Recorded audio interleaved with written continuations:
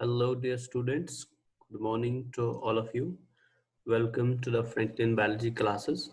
I myself Umar अहद और आज हम पढ़ने वाले हैं बेटा एनिमल किंगडम का हमारा नेक्स्ट फाइलम। हमने अभी तक बेटा फाइलम पोरिफेरा के बारे में डिस्कशन किया हुआ है, हमने फाइलम सीडेंट्रेट्स के बारे में डिस्कशन किया हुआ है एंड हमने फाइलम टीनोफोरा के बारे में डिस्कशन किया हुआ है। एंड आई होप बेटा आप ये सारे फाइलम्स अच्छे से समझ रहे हैं और आपने सारे फाइलम्स के नोट्स भी बना लिए होंगे बेटा, ठीक है, और प्लस क्वेश्चंस भी साथ साथ सॉल्व कर रहे होंगे।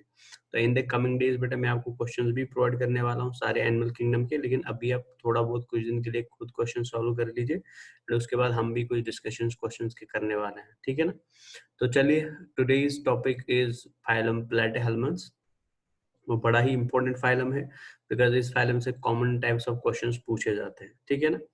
अब अगर हम फाइलम प्लेटिहेल्मिन्थ्स की बात करें तो फाइलम प्लेटिहेल्मिन्थ्स के अंदर बेटा हम जिन एनिमल्स को स्टडी करते हैं उन एनिमल्स को हम बेटा फ्लैट वर्म्स भी बोलते हैं, ठीक है ना। ये इंपॉर्टेंट है, ये याद रखना है कि प्लेटिहेल्मिन्थ जो होता है, प्लेटी का मतलब होता है फ्लैट एंड हेल्मिन्थ्स का मतलब होता है वर्म्स, ठीक है ना।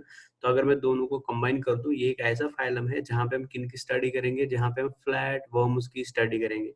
प्लेटी मीन्स होता है फ्लैट एंड हेल्मिन्थ मतलब होता है वर्म। दैट मीन्स ऐसे एनिमल्स जिनकी हम स्टडी करने वाले हैं they are flat bodied animals. तो अगर आप यहाँ पे डायग्राम देख सकते हैं, फर्स्ट स्लाइड में ही डायग्राम अगर आप देखेंगे तो आपको 3 डायग्राम्स दिखाई दे रही है। तो 2 डायग्राम्स में आपको क्लियरली दिखाई दे रहा है बेटा ये लीफ लाइक ऑर्गेनिजम्स होते हैं। लीफ लाइक से मेरा कहने का मतलब ये है कि अगर आप एक नॉर्मल ऑर्गेनिज्म को देखेंगे, जैसे फॉर एग्जाम्पल इस किसी ऑर्गेनिज्म की बात करें बेटा जिसकी बॉडी ऐसे गोल आकार की है, ठीक है ना। तो ये जो गोल आकार वाला ऑर्गेनिज्म होता है इसमें बेटा आपको एक ऊपर वाला एंड मिलेगा बॉडी का और एक नीचे वाला एंड मिलेगा। ये जो ऊपर वाला एंड बॉडी का होता है बेटा, ठीक है ना, इसको हम डॉर्सल एंड बोलते हैं। ये जो नीचे वाला एंड बॉडी का होता है बेटा इसको हम वेंट्रल एंड बोलते हैं। तो अगर आप नॉर्मल एनिमल्स की बात बॉडी की बात करेंगे तो उनकी बॉडी में आपको 2 एंड्स मिलेंगे, एक मिलेगा डॉर्सल एंड, एक मिलेगा ventral and. And dorsal and ventral and के बीच में क्या होता है बेटा, स्पेस होता है या डिस्टेंस होता है, ठीक है ना। लेकिन अगर आप फ्लैट वर्म्स की बात करेंगे तो इनकी बॉडी में भी आपको डॉर्सल एंड मिलेगा, इनकी बॉडी में भी आपको वेंट्रल एंड मिलेगा। लेकिन डॉर्सल एंड वेंट्रल के बीच में ज्यादा डिस्टेंस नहीं होता है बिकॉज इनका डॉर्सल एंड वेंट्रल एंड जो है ना वो आपस में बेटा चिपक गया है, वो आपस में बेटा कंबाइन हो गया है। तो डॉर्सल एंड वेंट्रल एंड के बीच में स्पेस नहीं होता है। दैट मींस इनकी बॉडी जो है वो डॉर्सो वेंट्रली फ्लैटनड होती है। अगर आप लीफ देखे हैं कभी बेटा, अगर आपने किसी लीफ को हाथ में पकड़ा हुआ है तो लीफ के 2 एंड्स होते हैं, अपर एंड लोअर एंड, लेकिन दोनों एंड्स एकदम चिपके हुए होते हैं बिकॉज दोनों एंड कंप्रेस हो गए हैं बेटा, ठीक है ना। सेम तरीके से जिन एनिमल्स की हम आज स्टडी करने वाले हैं इनकी बॉडी में भी 2 एंड्स होंगे लेकिन दोनों एंड्स कंप्रेस हुए हैं बेटा बिकॉज इनका डॉर्सल एंड वेंट्रल एंड जो है बेटा वो आपस में कंबाइन हो गया है, वो आपस में कंप्रेस हो गया है। तो इसकी वजह से इनकी बॉडी क्या है बेटा, डॉर्सो वेंट्रली फ्लैटनड है, ठीक है ना। अगर आप इस डायग्राम को यहाँ पे क्लियर तरीके से देख सकते हैं, ये डायग्राम अगर आप देख पा रहे हैं यहाँ पे, तो ये इस एनिमल का ये जो अपर एंड जो मैं कलर कर रहा हूँ ये इसका अपर एंड है और इसका नीचे और एक एंड होगा। तो दिस इज डॉर्सल एंड और नीचे बेटा वेंट्रल एंड होगा। और अगर आप देखेंगे यहाँ पे तो यहाँ पे डॉर्सल एंड वेंट्रल में बेटा कोई ज्यादा डिस्टेंस नहीं है, कोई ज्यादा डिफरेंस नहीं है। क्यों नहीं है? बिकॉज इनका डॉर्सल एंड बेटा क्या हो गया, वो फ्यूज हो गया किसके साथ, इनके वेंट्रल एंड के साथ। तो ऐसे एनिमल्स जिनकी बॉडी में बेटा ऐसी कंडीशन हो कि डॉर्सल एंड वेंट्रल एंड आपस में फ्यूज हो रहे हो, ऐसे एनिमल्स की बॉडी बेटा फ्लैट होगी। तो ऐसी बॉडी को हम डॉर्सो वेंट्रली फ्लैट बॉडी बोलते हैं। एंड ऐसे फ्लैट बॉडीड एनिमल्स को हम क्या बोलते हैं, इनको हम फ्लैट वर्म्स बोलते हैं और प्लेटिहेल्मिन्थ्स बोलते हैं। तो आज हम इन्हीं प्लेटिहेल्मिन्थ्स के बारे में पढ़ेंगे और देखेंगे बेटा कि ये प्लेटिहेल्मिन्थ्स कैसे होते हैं। ये कॉमनली पैरासाइट्स होते हैं एंड खतरनाक पैरासाइट्स होते हैं, हमारी बॉडी के भी अंदर पैरासिटिज्म दिखाते हैं। तो इन्हीं के बारे में हम आज स्टडी करने वाले हैं। क्लियर है ना? चलिए, तो हम टॉपिक की तरफ मूव करते हैं बेटा। चलिए, इंपॉर्टेंट पॉइंट्स है बेटा, हर एक पॉइंट अच्छे से याद रखना है। तो यहाँ से शुरू करते हैं, फर्स्ट स्लाइड से हम शुरू करेंगे बेटा।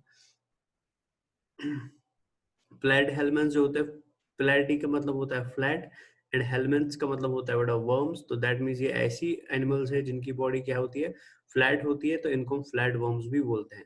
राउंड अबाउट 20,000 स्पीशीज, 2,000 स्पीशीज होती है बेटा इनकी ओवरऑल, ठीक है ना। ये याद रखना बेटा, वेरी इंपॉर्टेंट है। स्टडी ऑफ वर्म्स को, स्टडी ऑफ वर्म्स को हम बेटा हेलमेंथोलॉजी बोलते हैं। चाहे वो वर्म फ्लैट हो चाहे वो वर्म राउंड हो। हम आगे भी पढ़ेंगे बेटा और एक क्लास और एक फाइलम ऑफ वर्म्स जिसको हम निमेटोहेल्मिन्थ्स बोलते हैं या राउंड वर्म्स बोलते हैं। तो शॉर्ट में याद रखना है कि स्टडी ऑफ वर्म को हम क्या बोलते हैं बेटा, the study of worms is known as helminthology. तो मैंने आपको अभी बोला बेटा, ये प्लेट हेलमेंथ्स हो या निमेट हेलमेंथ्स हो, ये हमारी बॉडी में पैरासाइट्स का काम करते हैं, they act as parasites in our body. तो इन पैरासाइट्स को रिमूव कराने के लिए या इन पैरासाइट्स को बॉडी से हटाने के लिए बेटा हमको क्या करना पड़ता है, कुछ ड्रग्स लेनी पड़ती है, कुछ दवाइयाँ लेनी पड़ती है। तो वो दवाइयाँ जो हम किन के अगेंस्ट लेते हैं बेटा, अगेंस्ट द वर्म्स लेते हैं, ऐसे ड्रग्स को हम क्या बोलते हैं, इनको एंटी हेलमेंथिक ड्रग्स बोलते हैं। तो the study of worms is known as helminthology. चाहे वो वर्म बेटा प्लेट हेलमेंथा हो या वो निमेट हेलमेंथा हो, उससे कोई फर्क नहीं पड़ेगा। तो ओवरऑल हम स्टडी ऑफ वर्म्स को हेलमेंथोलॉजी बोलते हैं, because they act as parasites in our body. तो हमको बेटा कुछ दवाइयाँ खानी पड़ती है, कुछ ड्रग्स लेनी पड़ती है इनके अगेंस्ट, जिन ड्रग्स को हम क्या बोलते हैं, एंटी हेलमेंथिक ड्रग्स बोलते हैं। क्लियर है ना? चलिए अब आते हैं बेटा इनकी बॉडी की शेप की तरफ। सो दे आर लीफ लाइक। अगर आप देख सकते हैं डायग्राम, दो डायग्राम्स नीचे दी है। लीफ लाइक का मतलब होता है बेटा जैसे लीफ कॉम्प्रेस्ड होता है, वो लीफ का अपर एंड लोअर एंड बेटा आपस में बेटा चिपका हुआ होता है, कंबाइन हुआ होता है। सेम तरीके से इनकी बॉडी भी लीफ लाइक होती है, इनकी डोर्सल एंड वेंट्रल एंड भी वैसे ही चिपक जाती है। ठीक है ना? रिबन लाइक, कुछ एनिमल्स बेटा रिबन के समान होते हैं। हम आगे देखेंगे बेटा एक क्लास ऑफ प्लेट हेलमेंथा आएगा जो बेटा रिबन जैसा होगा, उसको भी हम भी देखेंगे थोड़ी देर में। ये इंपॉर्टेंट पॉइंट है बेटा, डॉर्सो वेंट्रली फ्लैटेंड बॉडी, मतलब इनकी बॉडी जो है बेटा उसका डॉर्सल एंड और उसका वेंट्रल एंड आपस में क्या हो गया बेटा, आपस में कंप्रेस हो गया है। तो बॉडी कैसी है, डॉर्सो वेंट्रली फ्लैटेंड बॉडी है। ठीक है, और यही रीजन है बेटा इनको हम क्या बोलते हैं, इनको फ्लैट वर्म्स भी बोलते हैं। क्लियर है? तो मतलब प्लेट हेलमेंथा के अंदर सबसे पहली चीज आपको याद रखनी है, स्टडी ऑफ वर्म्स को हम हेलमेंथोलॉजी बोलते हैं, ड्रग्स को हम एंटी हेलमेंथिक ड्रग्स बोलते हैं। एंड प्लेट हेलमेंथा के अंदर पर्टिकुलरली फर्स्ट पॉइंट याद रखना है, बॉडी जो है वो डॉर्सो वेंट्रली फ्लैटेंड और लीफ लाइक बॉडी है। यही रीजन है बेटा इनको हम फ्लैट वर्म्स बोलते हैं। Aristotle mentioned flatworms, but scientific study of flatworms began in only 18th century। मतलब फर्स्ट टाइम फ्लैटवर्म्स के बारे में एरिस्टोटल ने बोला, लेकिन बाद में बेटा एक्चुअल जो स्टडी इनकी हुई है वो एरिस्टोटल के टाइम पे नहीं हुई है, वो रिसेंटली शुरू हो गई बेटा 18th सेंचुरी के अंदर। Term plate helminth very important for the JIPMER exam. Term plate helminth दिया है बेटा गेगनबोर एंड क्लाउस ने दिया है। तो याद है term platyhelminth is given by Gegenbaur and Klaus. Very very important point, ये जो प्लेट हेलमेंट्स होते हैं जैसे मैंने पहले ही बोला है, दे आर मोस्टली एंडोपैरासाइट्स। ठीक है ना, ये इंपॉर्टेंट पॉइंट है, याद रखना है बेटा, they are mostly endoparasites. Maximum members इनके पैरासाइट्स होंगे। और पैरासाइट्स कहाँ पे होंगे, बॉडी के बाहर होंगे कि बॉडी बॉडी के अंदर होंगे? They are parasites inside the body. Endoparasite का मतलब होता है जो अंदर से पैरासिटिज्म दिखा दे। तो ये मोस्टली एंडोपैरासाइट्स होते हैं और ये एनिमल्स में पाए जाते हैं इंक्लूडिंग ह्यूमन बींग्स। तो मतलब एनिमल्स के तो पैरासिटिज्म दिखाते ही दिखाते हैं, प्लस हमारी बॉडी में या ह्यूमन बींग्स की बॉडी में भी ये पैरासिटिज्म दिखाता है। क्लियर है ना? ये हमने ऑलरेडी पढ़ा हुआ है बेटा बेसिक क्लास में। इनका बॉडी प्लान कैसा होता है, ब्लाइंड से एक बॉडी प्लान। ब्लाइंड से एक बॉडी प्लान का मतलब हुआ इनमें माउथ तो होगा लेकिन एनस नहीं पाया जाता, ओनली माउथ होता है। तो इस वजह से क्या होता है बेटा, ब्लाइंड सैक बॉडी प्लान होता है। तो फर्स्ट इंपॉर्टेंट पॉइंट्स आपने याद रखे बेटा, अगर आप दोबारा से मैं रिवाइज करा दूं तो पहला इंपॉर्टेंट पॉइंट आपने याद रखा बेटा कि ये लीफ लाइक होते हैं, या आप बोल सकते हो डॉर्सो वेंट्रली फ्लैटेंड होता है। ठीक है ना? टर्म जो दिया है बेटा गेगनबोर एंड क्लाउस ने दिया है, they are endoparasites including humans. And important point बेटा, they have blind sac body plan. तो प्लीज ये इंपॉर्टेंट है बेटा, ये आप याद रखेंगे। अब इनका और एक इंपॉर्टेंट कैरेक्टर है बेटा, जो इससे पहले कहीं भी या किसी फाइलम में हमको देखने को नहीं मिला। वो इंपॉर्टेंट कैरेक्टर क्या है, अगर आप इधर देखेंगे, इस डायग्राम पे देखेंगे या इधर वाली डायग्राम पे भी देखेंगे, दोनों डायग्राम्स पे ऐसे देखेंगे, तो ये दोनों डायग्राम्स में आप एक चीज नोटिस करेंगे कि दोनों डायग्राम्स में एक हेड के समान स्ट्रक्चर बन रहा है बेटा, एक हेड लाइक स्ट्रक्चर। हालांकि एक कंप्लीट हेड नहीं बना है, लेकिन एक हेड के समान स्ट्रक्चर बन रहा है बेटा। ठीक है ना? तो ऐसे एनिमल्स बेटा, ठीक है ना, जिनके अंदर सबसे पहली बार हेड का फॉर्मेशन हुआ। ठीक है, इससे पहले हमने बेटा पोरिफेरा में हेड नहीं देखा, हमने टीनोफोरा में हेड नहीं देखा, हमने सिलेंट्रेटा में भी हेड नहीं देखा। तो ऐसे एनिमल्स बेटा जिनकी बॉडी में पहली बार हेड लाइक स्ट्रक्चर बनने लगा, वो कौन थे बेटा, वो प्लेट हेलमेंट्स थे। तो ऐसे एनिमल्स जिनमें हेड लाइक स्ट्रक्चर होता है उनको हम सिफेलाइज्ड एनिमल्स बोलते हैं। ठीक है, और इस प्रोसेस को हम क्या बोलते हैं, सिफेलाइजेशन बोलते हैं। तो very very important point exam के लिए याद रखना है बेटा, कि they are endoparasites, they have glands like body plan, they have dorsoventrally flattened, and सबसे इंपॉर्टेंट चीज बेटा ये सबसे पहले ऐसे एनिमल्स है जिनके अंदर क्या जनरेट हुआ, जिनके अंदर सिफेलाइजेशन जनरेट हुआ। सिफेलाइजेशन का मतलब हुआ ये पहले ऐसे एनिमल्स थे जिनके अंदर क्या बनने लगा बेटा, शाबाश, हेड लाइक स्ट्रक्चर बनने लगा। अब आप बोलेंगे सर ये हेड क्या होता है? हेड वो पार्ट होता है बॉडी का बेटा जहाँ पे आपको मैक्सिमम सेंस ऑर्गन्स मिले और प्लस नर्वस टिश्यू जो होगा बेटा वो एक्यूमुलेट होगा। जैसे हम अपनी एग्जांपल देंगे, हमारे हेड के अंदर मैक्सिमम सेंस ऑर्गन्स है, ईयर्स भी है, आईज भी है, टंग भी है, मतलब जो टेस्ट के लिए होती है, डैश एंड डैश, ठीक है ना, स्मेल के लिए नोज भी है, सब कुछ हेड में ही पाया जाता है। प्लस मैक्सिमम नर्वस सिस्टम मतलब ब्रेन जो है बेटा वो एक्यूमुलेट इसी एरिया में हुआ है। तो हम तो हाईली स्पेशलाइज्ड एनिमल्स है, तो इसलिए हमें बेटा सबसे डिस्टिंक्ट हेड दिखाई देगा। लेकिन एनिमल्स के अंदर सबसे पहली बार हेड बनना जो शुरू हो गया वो कहाँ पे हो गया, वो प्लेटहेल्मिन्थ्स के अंदर बनना शुरू हो गया। इसी वजह से हम क्या बोलते हैं, प्लेटहेल्मिन्थ्स जो होते हैं दे आर सिफेलाइज्ड एनिमल्स, बिकॉज इनके अंदर क्या पाया जाता है, सिफेलाइजेशन पाया जाता है। क्लियर है ना? तो आपने पहले इंपॉर्टेंट पॉइंट्स याद रखे बेटा, helminthology is the study of worms including platy and nemathelminthic worms, ये इंपॉर्टेंट याद रखा। डॉर्सोवेंट्रली फ्लैटेंड बॉडी आपने याद रखी, मोस्टली पैरासाइट्स याद रखे आपने, एंड गिगनबोरन क्लाउज ने जो बेटा इनका नाम दिया है वो भी आपने याद रखा। फिर उसके बाद मैंने आपको इंपॉर्टेंट पॉइंट बोला, ये पहले ऐसे एनिमल्स है जिनमें हेड फॉर्मेशन हो रहा है, जिनके अंदर हेड बनता है, उनको हम सिफेलाइज्ड एनिमल्स बोलते हैं।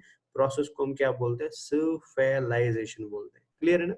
अब और एक चीज आप नोटिस करेंगे बेटा, डायग्राम नंबर 1 से अगर आप देखेंगे, इस डायग्राम में और एक चीज आप नोटिस करेंगे कि अगर आप डायग्राम्स, दोनों डायग्राम्स जो नीचे दिए बेटा, अगर आप इन दोनों डायग्राम्स को देख पा रहे हैं तो यहाँ पे आपको बेटा बॉडी में कोई सेगमेंट नहीं दिखाई दे रहा है। अगर आप इस पूरी बॉडी को देखेंगे ना तो बॉडी में आपको कोई सेगमेंट नहीं दिखाई दे रहा है। बॉडी कलरफुल होती है, ये याद रखना बेटा। अगर किसी भी एनिमल किंगडम में बॉडी कलर्ड होगा ना, कलर्ड बॉडी होती है, तो कलर्ड बॉडी रिप्रेजेंट्स बेटा डेंजर, ठीक है ना।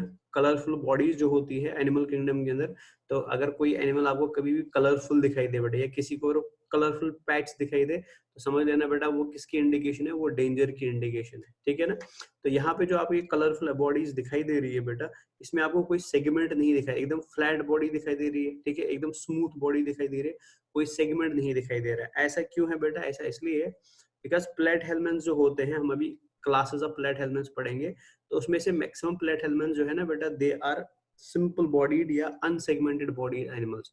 इनकी बॉडी में कोई सेगमेंटेशन देखने को नहीं मिलेगा। लेकिन याद रखना बेटा, इनके अंदर एक क्लास आएगा, हम इसको पढ़ेंगे, जिसका एग्जांपल टीनिया है। उनकी बॉडी में आपको क्या मिलते हैं, फॉल्स सेगमेंट्स मिलते हैं, जिसको हम क्या बोलते हैं, सूडो मेटामेरिज्म भी बोलते हैं बेटा, ठीक है ना। तो देखेंगे मैं आपको क्या बता रहा हूँ, तो इसको हम हटा देते हैं। तो पहला स्लाइड बेटा आपने अच्छे से समझा और इंपॉर्टेंट पॉइंट्स आपने याद रख लीजिए, रख लिए बेटा। अब हम सेकंड पार्ट की तरफ बढ़ते हैं, ये देख लीजिए।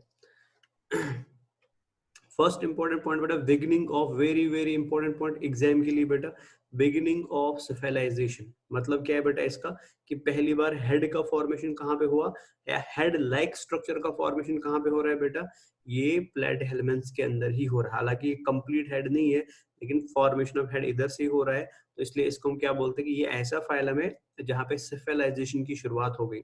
सिफेलाइजेशन मतलब बेटा वेल डेवलप्ड हेड, ठीक है ना।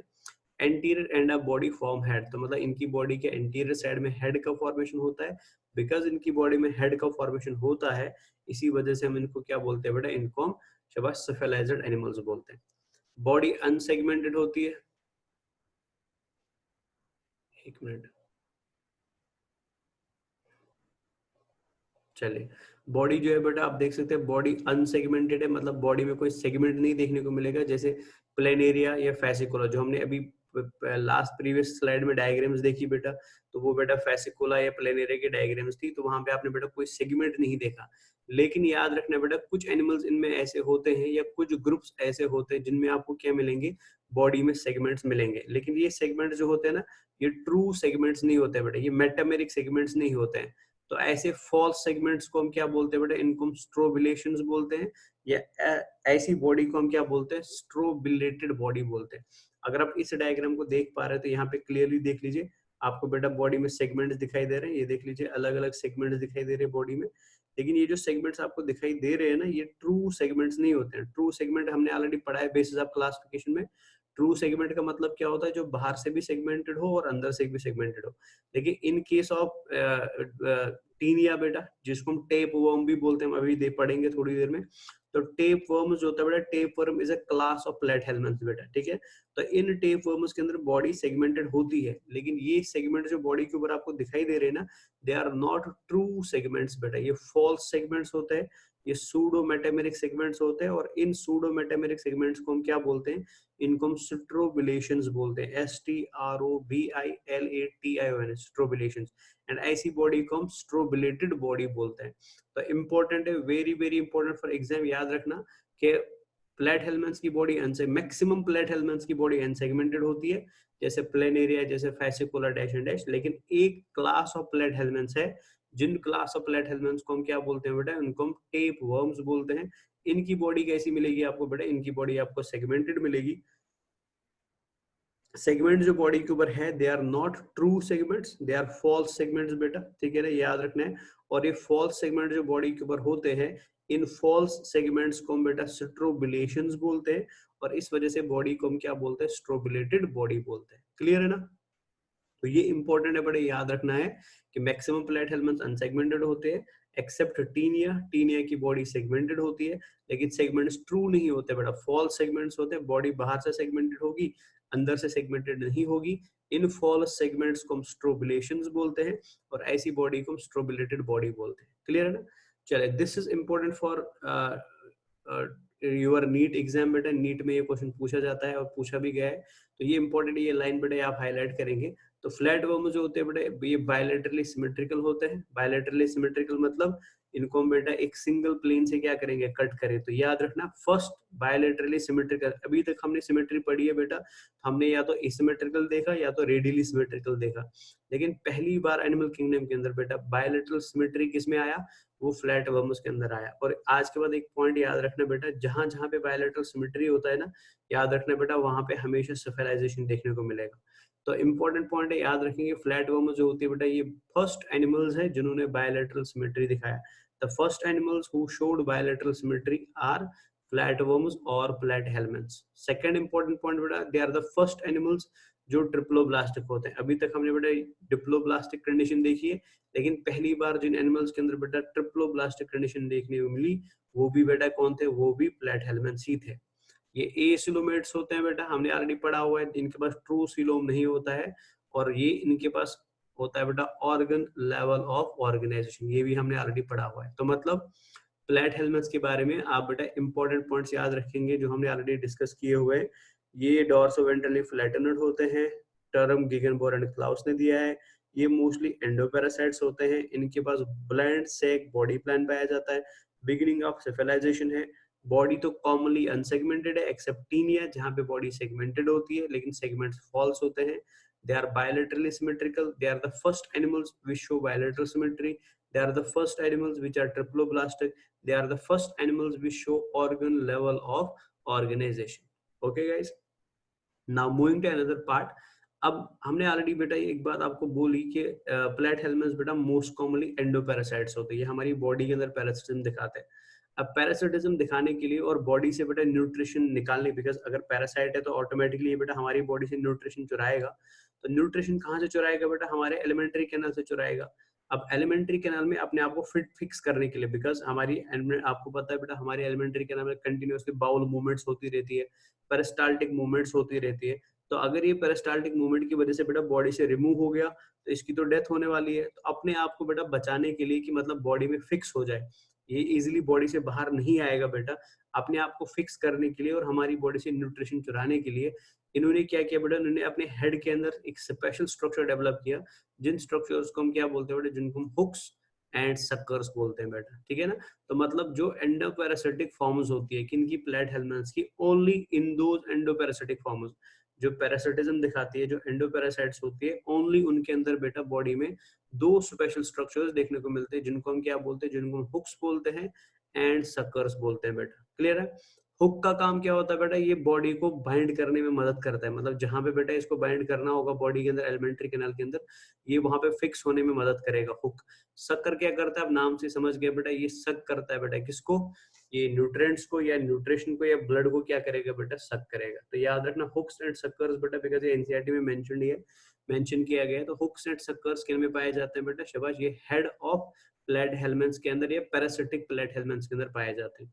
तो अगर आप यहाँ पे डायग्राम में भी देख सकते हैं बेटा, दिस पार्ट रिप्रेजेंट्स हेड, ये पार्ट बेटा हेड रिप्रेजेंट कर रहा है ऐसे, ठीक है ना। और हेड के ऊपर बेटा आपको एक ओपनिंग दिखाई दे रहा है, इसको हम रोस्टलम बोलते हैं। और रोस्टलम के ऊपर बेटा आपको क्या दिखाई दे रहा है, स्मॉल ऐसे पॉइंटेड स्ट्रक्चर्स दिखाई दे, they are hooks, clear. And side में आपको दिखाई दे रहा है बेटा ये जो गोल प्रकार के स्ट्रक्चर्स दिखाई दे रहे हैं, तो ये कंप्लीट स्ट्रक्चर को हम बेटा क्या बोलते हैं, तो मतलब आपका रोस्टलम प्लस आपका ये कंप्लीट पार्ट बेटा, इसको हम स्कोलेक्स बोलते हैं, शॉर्ट में हेड पार्ट को हम बेटा स्कोलेक्स बोलते हैं। और इसी स्कोलेक्स के साइड में आप देखेंगे बेटा यहाँ पे क्या पाए जाते हैं, यहाँ पे सक्कर्स भी पाए जाते हैं।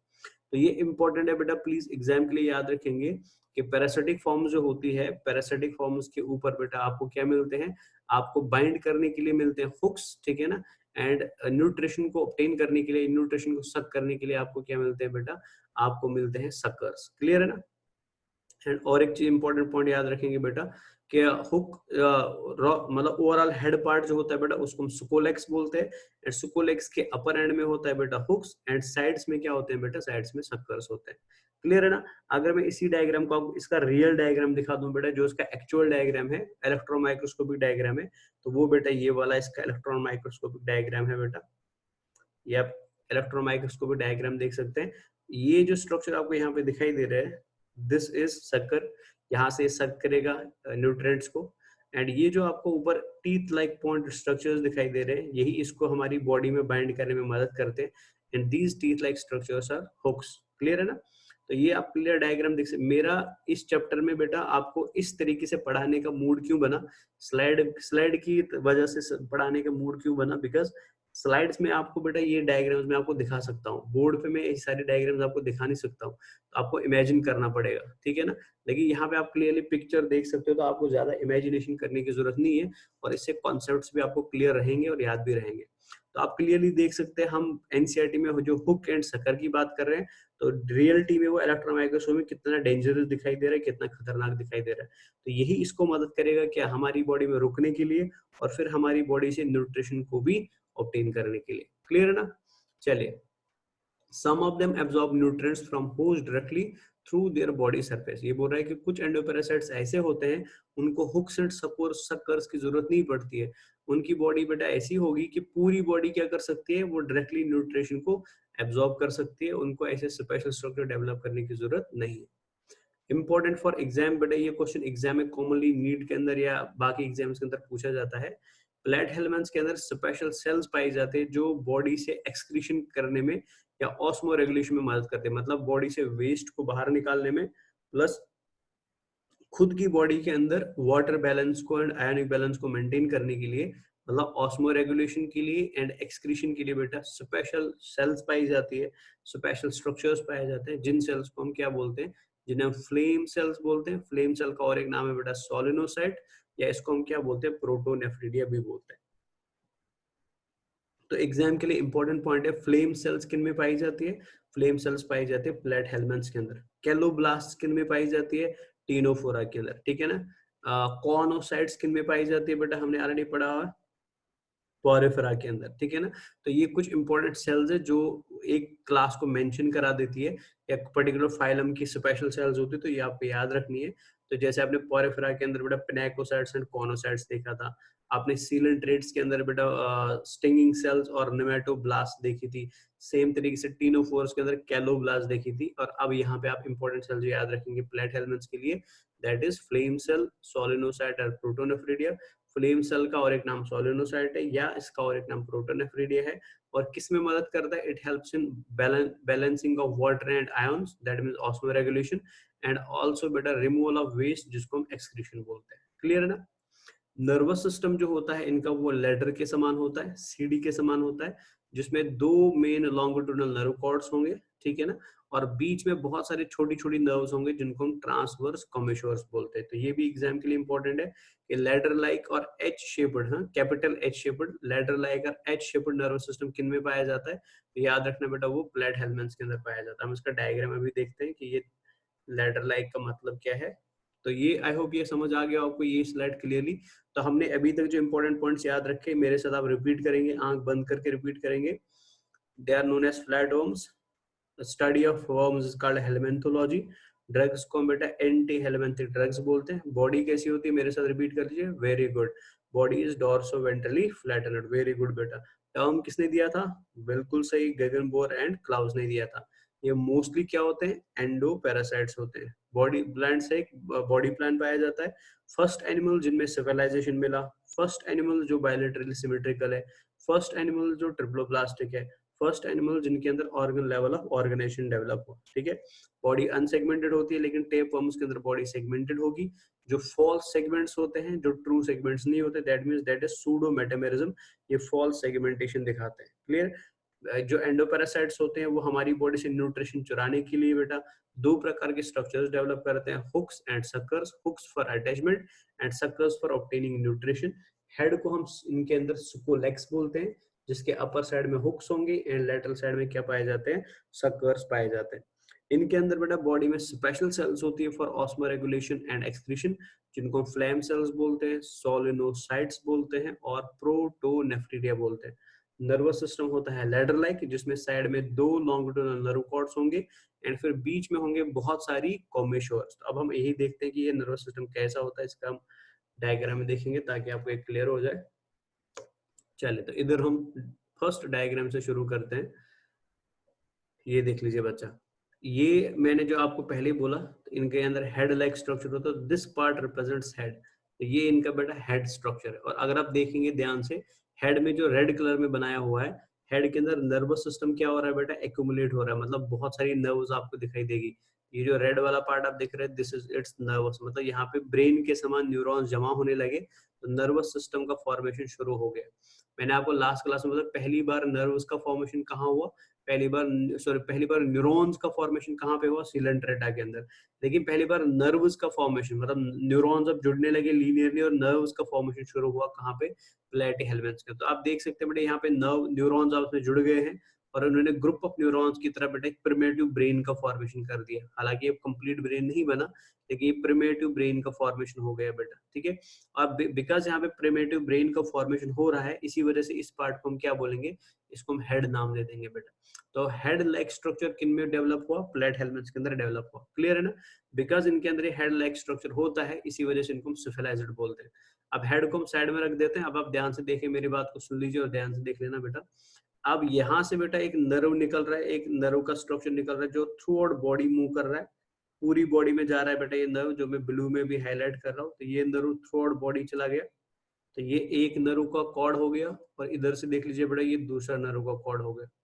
तो ये जो दो नर्व के कॉर्ड साइड्स में जा रहे हैं, they are known as longitudinal nerve cords. इनको हम क्या बोलते हैं, इनको हम लॉन्गिट्यूडिनल नर्व कॉर्ड्स बोलते हैं। यानी प्लेटहेल्मिन्थ्स के अंदर जो नर्वस सिस्टम होता है, उसमें कितने नर्व कॉर्ड्स होते हैं बेटा, उसमें दो नर्व कॉर्ड्स होते हैं और वो साइड्स में पाए जाते हैं, इसलिए इनको लॉन्गिट्यूडिनल नर्व कॉर्ड्स बोलते हैं। और अब अगर आप ध्यान से देखेंगे, बीच में क्या है, बीच में ऐसे छोटी छोटी सी नर्व्स है जो मैं ग्रीन में हाईलाइट कर रहा हूँ। ये स्मॉल नर्व्स बीच में जोड़ रही है। तो ये बहुत सारी नर्व्स ऐसी होती है, इन नर्व्स को हम क्या बोलते हैं, इनको हम कॉम्बिशोर्स बोलते हैं, ठीक है ना। तो जो पॉइंट में हम अभी पढ़ा रहा था आपको, वो शायद अब आपको क्लियर हो जाएगा।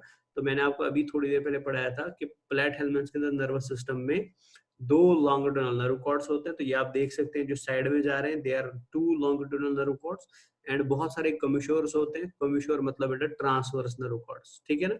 अगर मैं उस पॉइंट पे वापस चला जाऊं ताकि आपको वो ज्यादा बेटर से अंडरस्टैंड हो जाए अभी। तो ये पॉइंट हमने लास्ट में पढ़ा था, जो एंड पे लिखा हुआ पॉइंट। तो हमने वहां पे पढ़ा था बच्चा, ये वाला पॉइंट जो हमने मेंशन किया था। तो हमने पढ़ा था nervous system is ladder like. तो आपने देखा नर्वस सिस्टम ऐसा है, ये एक लॉन्ग टर्म नर्व कॉर्ड है, ये दूसरा लॉन्ग टर्म नर्व कॉर्ड है, और बीच में बेटा ऐसे बहुत सारे नर्व कॉर्ड्स हैं, ठीक है ना। तो ये लैडर लाइक ही हो गया। तो nervous system is ladder like, जिसमें दो main long term nerve cords होते हैं। तो ये हमने देखा अभी, दो ये हो गया, एक लॉन्ग टर्म नर्व कॉर्ड, ये हो गया दूसरा long term nerve cord. And इसके अलावा क्या होते हैं बेटा, which are joined by transverse commissures. जिन ये नर्व कॉर्ड बेटा और ये नर्व कॉर्ड आपस में कैसे जुड़ा हुआ है, इन नर्व कॉर्ड से, जिनको हम क्या बोलते हैं, ट्रांसवर्स कमिशोर्स बोलते हैं। तो याद रखना है, लॉन्ग टर्म नर्व कॉर्ड दो ही होते हैं, लेकिन ट्रांसवर्स कमिशोर्स बहुत सारे होते हैं। क्लियर है ना। तो होप आपको ये पॉइंट अब क्लियर हो गया बेटा और समझ भी आ गया। चलिए तो आगे बढ़ते हैं। अब हम आते हैं डायग्राम नंबर 2 पे। तो ये तो क्लियर हो गया हमारा।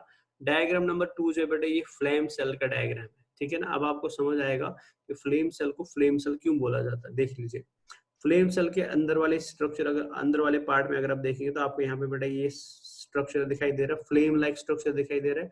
ये फ्लेम क्या बेटा, सीलिया है, ठीक है ना। ये सीलिया का ग्रुप है बेटा। ग्रुप ऑफ सीलिया जो होते हैं वो ऐसे जुड़ जाते हैं और फ्लेम के समान स्ट्रक्चर बनाते हैं। बिकॉज यहाँ पे सीलिया बेटा एज फ्लेम जमा हो गए, एज फ्लेम लाइक स्ट्रक्चर जमा हो गए। यहाँ पे आप देख सकते हैं, इसको सीलियरी फ्लेम भी बोलते हैं। तो इस वजह से इस सेल को हम क्या बोलते हैं, इसको फ्लेम सेल बोलते हैं, और कोई रीजन नहीं है।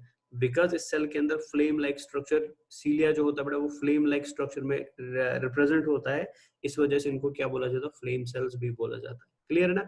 बाकी आपको इसका स्ट्रक्चर याद रखने की जरूरत नहीं है, ये जस्ट समझने के लिए कि फ्लेम क्यों बोला जाता है। फ्लेम इसलिए बोला जाता है बिकॉज अंदर क्या पाया जाता है, सीलिया पाया जाता है, और वो किस फॉर्म में होता है, वो फ्लेम की फॉर्म में होता है, ठीक है ना। यहाँ पे भी सेम डायग्राम आप देख सकते हैं, this is the flame cell. तो इसके अंदर सीलियरी फ्लेम होगा बेटा, और यहाँ पे इसको हमने हाईलाइट करते हैं। यहाँ पे आप देख सकते हैं अंदर जो है बेटा वो दोबारा से क्या बना है, दोबारा से सीलियरी फ्लेम ही बना है। अब यहाँ पे ये दिखा रहा है कि काम कैसे करता है। The beating of सीलिया causes interstitial fluid to be filtered through slit like openings in the flame cells। मतलब ये सीलिया जो है बेटा ये बीट करेगा, जब बीट करेगा तो जो इंटरस्टिशियल फ्लूइड होगा बेटा वो फिल्टर हो जाएगा बेटा थ्रू ओपनिंग्स इन फ्लेम सेल्स, ठीक है ना। यहाँ पे आप देख सकते हैं ये बेटा स्लिट लाइक ओपनिंग्स है फ्लेम सेल में, तो यहाँ से बेटा मटेरियल को क्या किया जाता है, फिल्टर किया जाता है। As fluid travels through the tubule, most solutes are reabsorbed. Excess water and waste exit the body through nephrid। तो मतलब यहाँ से बेटा एक्सक्रीटरी मटेरियल नीचे आएगा और फिर यहाँ नेफ्रिडियो पोर से वो क्या चला जाएगा, बॉडी से बाहर चला जाएगा, ठीक है। तो आपको मैकेनिज्म यहाँ पे याद रखने की जरूरत नहीं है, बिकॉज ये कभी नहीं पूछा जाता। बस इतना याद रख लीजिए, इसको फ्लेम सेल क्यों बोलते हैं बेटा और किन में पाया जाता है, दैट इज मोर इम्पोर्टेंट, ठीक है ना। चलिए तो ये भी आपने देख लिया। अब आपको रट्टा मारने की जरूरत नहीं है बेटा, फ्लेम सेल क्या होता है, क्यों फ्लेम बोलते हैं, तो आपने क्लियरली इसका डायग्राम भी देख लिया। चलिए आगे बढ़ते हैं। अब हम आते हैं बेटा body wall of plate helminths की तरफ। मतलब प्लेट हेलमेंट्स की जो बॉडी होती है वो कैसे बनी है, उसमें कितने वॉल्स है, उसमें कैसी कैसी मसल्स है। बिकॉज ये एग्जाम के लिए इंपॉर्टेंट है बेटा, ये पूछा जाता है एम्स के अंदर एंड जिपमर के अंदर, तो इसलिए एग्जाम के लिए इंपॉर्टेंट है, ठीक है ना। तो अभी तक हमने क्या पढ़ा बेटा, अभी तक हमने पढ़ा flatworms, dorsoventrally flattened, Gegenbauer and Klaus, mostly endoparasitic, bland sac body plan. First animals having cephalization, body unsegmented or strobulated, या मैं बोल सकता हूँ बेटा pseudometabolism, bilaterally symmetrical, triploblastic, acoelomate, organ level of organization, hooks and suckers, flame cells, solenocytes और protonephridia, osmoregulation and excretion होता है इसकी वजह से। एंड इसके अलावा बेटा हमने पढ़ा नर्वस सिस्टम जो होता है वो लेडर के समान होता है, लेडर लाइक नर्वस सिस्टम होता है, जिसमें 2 लॉन्गिट्यूडिनल नर्व कॉर्ड्स होते हैं और बहुत सारे ट्रांसवर्स कॉम्यूशोर्स होते हैं। तो ये हमने अभी तक पढ़ लिया प्लेट हेलमेंट्स के बारे में। अब हम प्लेट हेलमेंट्स में थोड़ा आगे बढ़ते हैं, तो हम आते हैं body wall of plate helmets. ये भी इंपॉर्टेंट है एग्जाम के लिए बेटा, तो इसको आप अच्छे से समझेंगे और अच्छे से याद भी रखेंगे, ठीक है ना। चलिए, sense organs are better developed in free living forms. ये बोल रहा है कि हमको ऑलरेडी पता है प्लेट हेलमेट्स में 2 प्रकार के मेंबर्स हैं, मोस्टली ये एंडोपैरासाइट्स होते हैं और कुछ फ्री लिविंग होते हैं। फ्री लिविंग मतलब जो पैरासिटिज्म बेचारे नहीं दिखाते हैं, वो अपने आप में ही बेटर इंडिपेंडेंटली रहते हैं, उनको पैरासाइट बनने की जरूरत नहीं होती, तो वो फ्री लिविंग फॉर्म्स होती है। तो ये बोल रहा है free living forms, for example planaria का अगर हम एग्जाम्पल देंगे, इनके अंदर जब बॉडी में बेटा सेंस ऑर्गन्स जो होते हैं ना वो ज्यादा डेवलप हो जाते हैं, मोर डेवलप हो जाते हैं। जैसे ये डायग्राम प्लेन एरिया का दिया हुआ है, यहाँ पे आप देख सकते हैं प्लेन एरिया में आई लाइक स्ट्रक्चर्स होते हैं, ठीक है ना। हालांकि आईज नहीं होती है, बट आई लाइक स्ट्रक्चर्स, इनको आई स्पॉट्स बोलते हैं। आई स्पॉट क्या है बेटा, eye spot is a type of, शाबाश, is a type of sense organ बेटा। क्लियर है ना। तो याद रखना एंडोपैरासाइट को सेंस ऑर्गन रखने की जरूरत ही नहीं है, बिकॉज वो हमारी बॉडी में है, उसको अंदर बॉडी में कुछ देखना वेखना तो है नहीं बेटा, ठीक है ना। तो उसमें ज्यादा सेंस ऑर्गन्स आपको डेवलप्ड नहीं दिखाई देंगे। लेकिन जो फ्री लिविंग है, जो बॉडी से बाहर रह रहा है, एक्वेटिक हैबिटेट्स में रह रहा है, तो वहां पे उसको बेटा सेंस ऑर्गन्स की जरूरत पड़ेगी, तो उसमें सेंस ऑर्गन्स ज्यादा डेवलप हो जाएंगे, ठीक है। Body wall is divided into 2 main layers. Body wall में 2, जैसे हमने अभी तक हर जगह लेयर पढ़ा है, पेनाइकोडर्म, कॉनोडर्म इन केस ऑफ पोरिफेरा, फिर हमने पढ़ा था epidermis and gastrodermis in case of Coelenterata. Same यहाँ पे भी हम पढ़ेंगे लेयर्स। यहाँ पे भी 2 लेयर्स है बेटा, outer epidermis and inner muscular layer. तो बॉडी यहाँ पे भी 2 पार्ट्स में डिवाइडेड है, बाहर एपिडर्मिस होगा और अंदर क्या होगा, मस्कुलर लेयर होगा। वेरी वेरी इंपॉर्टेंट पॉइंट बेटा, एपिडर्मिस जो होता है बेटा वो सिंगल लेयर्ड होता है, ये याद रखना, जब मैं निमेट हेलमेंट्स पढ़ाऊंगा तब कंपैरिजन भी करना है इसका। तो बॉडी जो होती है बेटा वो सिंगल लेयर्ड होती है, एंड एपिडर्मिस जो होता है बेटा वो सिनसाइशियल होता है। ये इंपॉर्टेंट पॉइंट है जो आपको याद रखना है। एपिडर्मिस कैसा होता है? सिनसाइशियल। सिनसाइशियल का मतलब हुआ मल्टी न्यूक्लिएटेड एपिडर्मिस होता है बेटा, ठीक है, मतलब एपिडर्मिस की जो सेल्स होंगी उसमें एक से ज्यादा न्यूक्लियस पाए जाते हैं, तो मल्टी न्यूक्लिएटेड होगा बेटा, ठीक है।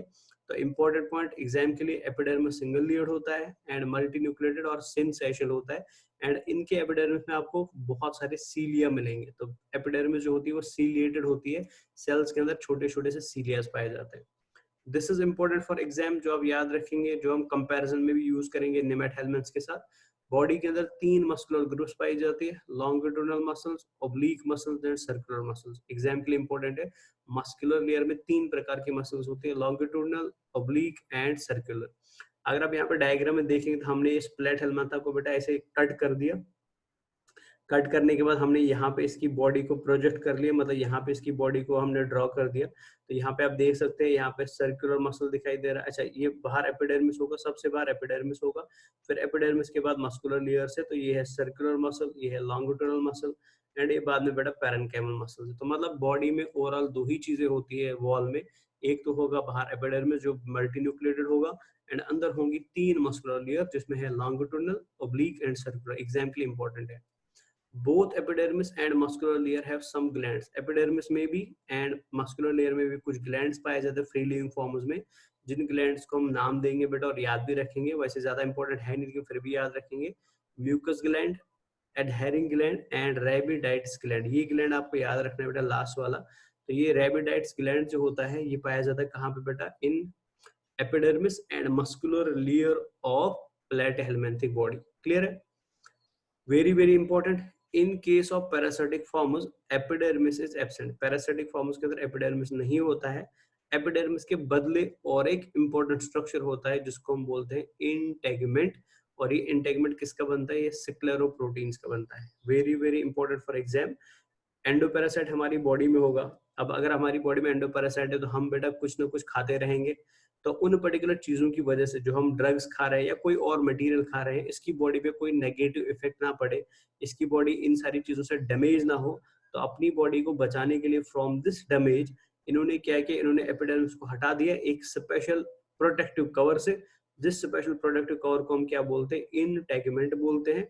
और ये इंटेगमेंट किसका बनता है? ये स्पेशल प्रोटीन से बनता है, जिन प्रोटीन्स को हम क्या बोलते हैं? स्क्लेरोप्रोटीन्स बोलते हैं। तो एग्जाम के लिए इंपॉर्टेंट याद रखेंगे कि जो प्लेटहेलमिन्थ्स होते हैं, प्लेटहेलमिन्थ्स के अंदर एपिडर्मिस होगा एंड मस्कुलर लेयर होगा इन case of free living forms, लेकिन इन केस ऑफ एंडोपैरासाइट्स वहां पर इंटेगमेंट होगा एंड मस्कुलर लेयर होगा। तो ये एग्जाम के लिए इंपॉर्टेंट है। पैरासिटिक फॉर्म्स में एपिडर्मिस के बदले इंटेगमेंट होता है, और इंटेगमेंट किसका बनता है? स्क्लेरोप्रोटीन्स का बनता है।